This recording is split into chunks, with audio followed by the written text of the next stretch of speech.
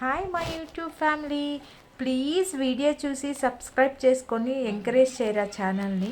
ఇవాళ అయితే నేను స్వీట్ షాప్ స్టైల్లో స్వీట్ షాప్ కన్నా ఎంతో టేస్టీగా ఉండే హోమ్ మేడ్ కజ్జికాయ రెసిపీ అయితే చేసి చూపిపోతున్నాను.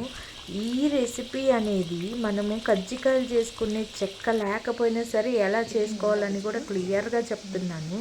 ప్లీజ్ ఈ వీడియోని ఫాలో అయ్యి కంప్లీట్గా వీడియో చూసి లైక్ చేసి షేర్ చేసి సబ్స్క్రైబ్ చేసుకోండి.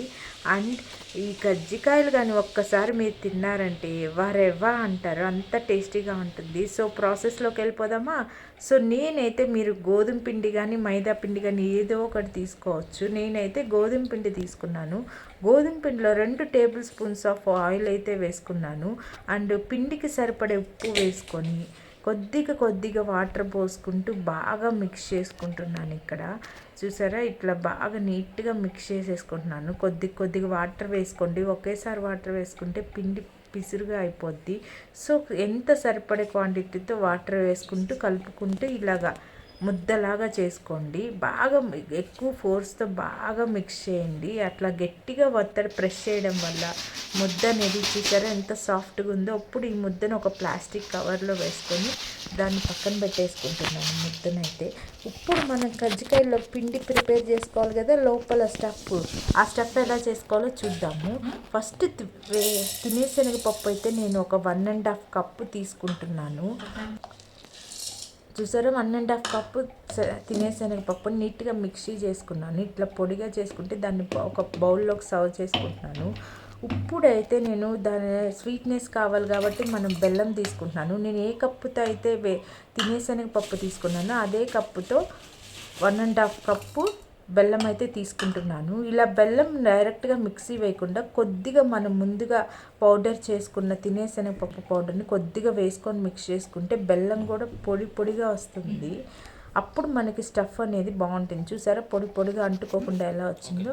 ఇప్పుడు ఆ బెల్లంని కూడా నేను పౌడర్లో వేసి నీట్గా మిక్స్ చేసేసుకుంటున్నాను ఇలాగా.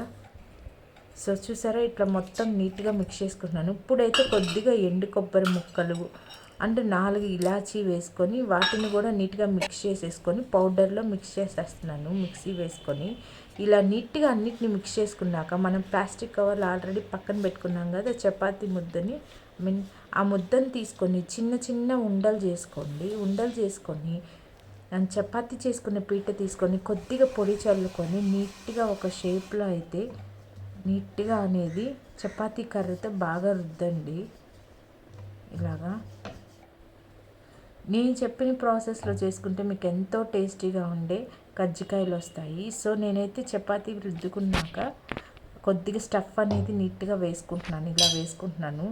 సో చెక్కతో కాకుండా నేను చెక్క లేకుండా కూడా ఎలా చేసుకోవాలో తయారు చేసి చూపిస్తున్నాను కాబట్టి నీట్గా ప్రెస్ చేసుకున్నాను. స్టఫ్ అంతా బయటికి రాకుండా కొద్దిగా ఆయిల్తో అయితే నేను ఆయిల్ అప్లై చేస్తున్నాను ఎడ్జెస్ అంతా. ఎందుకంటే మన లోపల స్టఫ్ బయటికి రాకుండా నీట్గా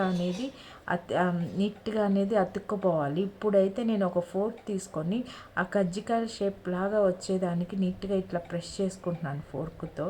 చూసారా, చెక్క లేకుండానే మనకి నీట్గా కజ్జికాయ షేప్ అనేది వచ్చేసింది.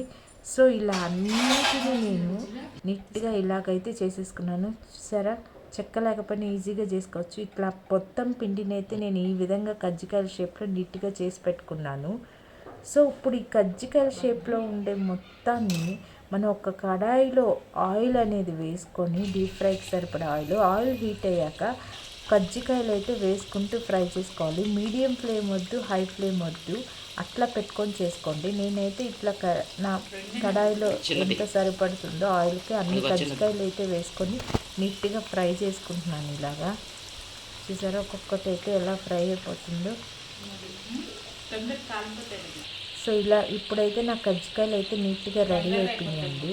సో చూసారా, నేనైతే నీట్గా తీసేసుకుంటున్నాను కజ్జికాయని.